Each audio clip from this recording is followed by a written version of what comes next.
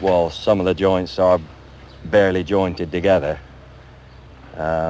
If they should have been held on by 3 or 4 inches, in some of the places they're probably 1 inch or 2 inch. With the slightest movement of the walls and the floors, it causes a collapse.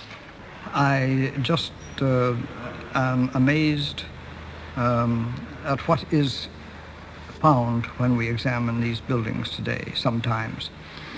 I think that I could go beyond bolts and fixings of that kind. We have found serious deficiencies of the knitting of reinforcement. We have been astounded to find how often that reinforcement was never knitted together.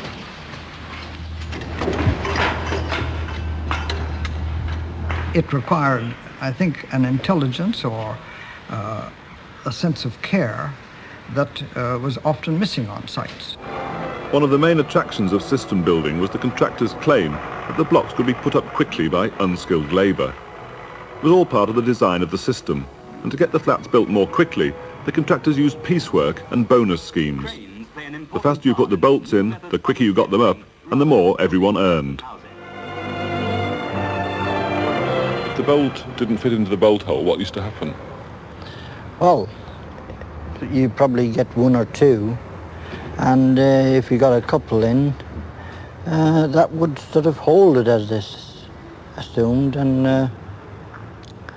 that was it.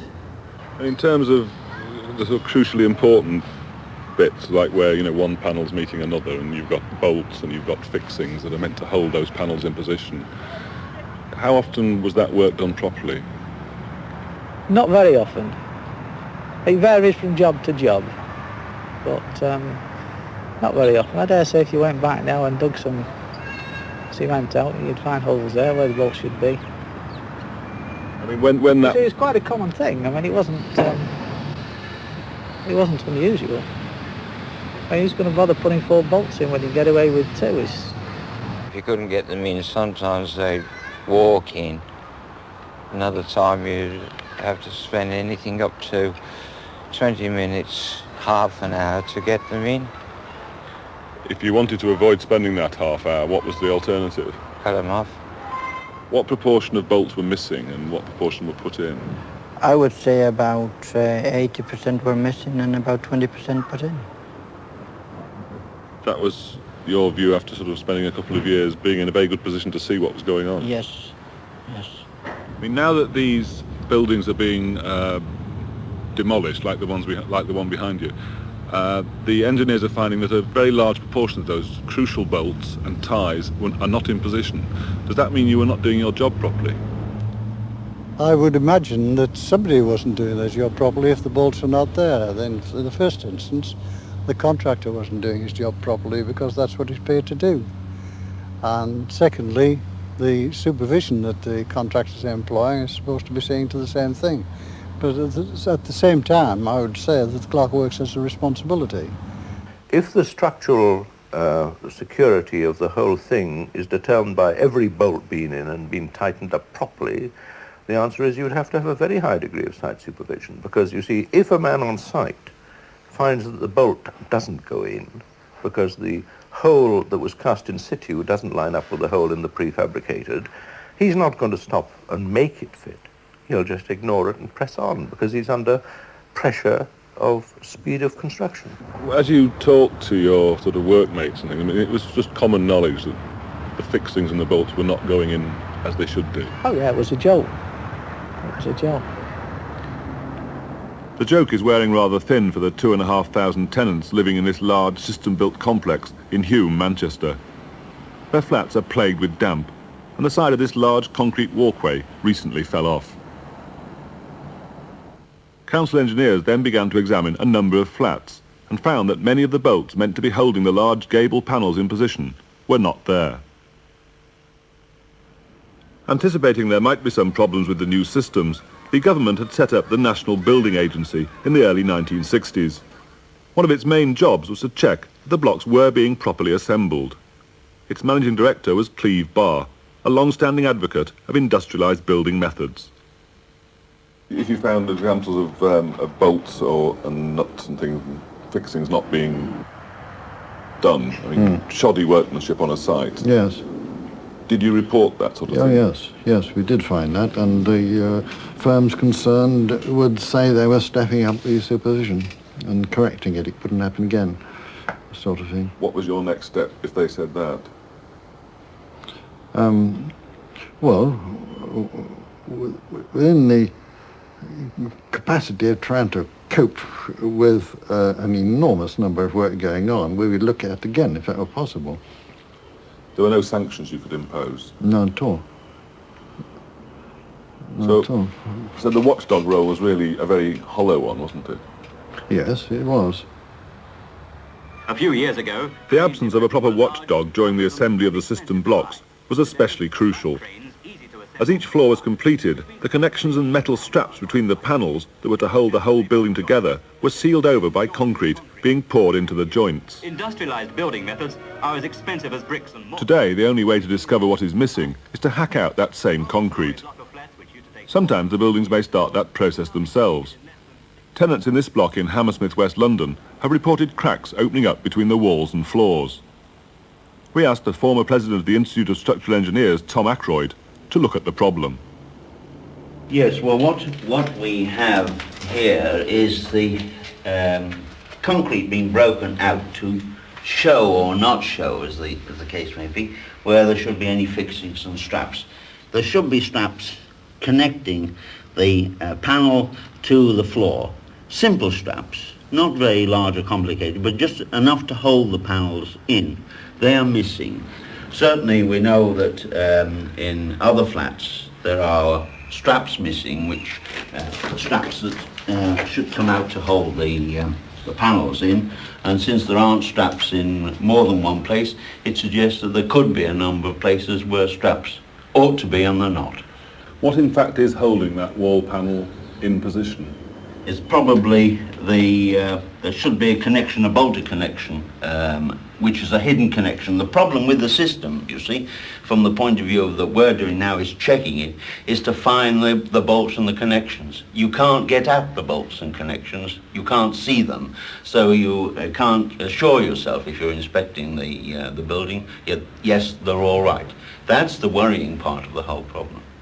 Now, since these things were made in a factory, and since the contractors, or the people who made them, told us with great pride that an 18-foot panel made in their molds would be accurate to plus or minus 3 millimeters, it never occurred to us that these bushes would not in fact fit over the boats.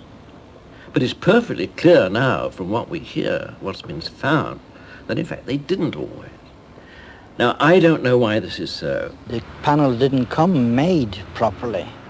For instance, 2-ton concrete floor slabs that was supposed to sit on 6 inches probably sat on 1 inch, something like that. There should have been a 6-inch overlap. That's right. And in some cases there was as little as 1 inch. Any movement at all, and they would just collapse. Well, there were panels that arrived on the site with the reinforcing bars too proud against the wall of the concrete. What happened to those panels? Well, some of them were rejected by us, and then we were told they'd been passed at the work, so they were to be used. Was it ever explained to you that it was important that the metal was kept away from the surface? Yes, I think we were told that it was important, but time was an important factor, and if there is a skip load of concrete hovering over your head and some of the plastic isn't in place, then you go ahead and lower the skip down and pour the concrete. The results of this slapdash approach to the making of reinforced concrete is now showing up in blocks of flats across the country. Rainwater penetrates the walls, and wherever the metal reinforcement is too near the surface, it rusts, expands, and forces off large pieces of concrete. In some cases, the whole structure is beginning to crumble.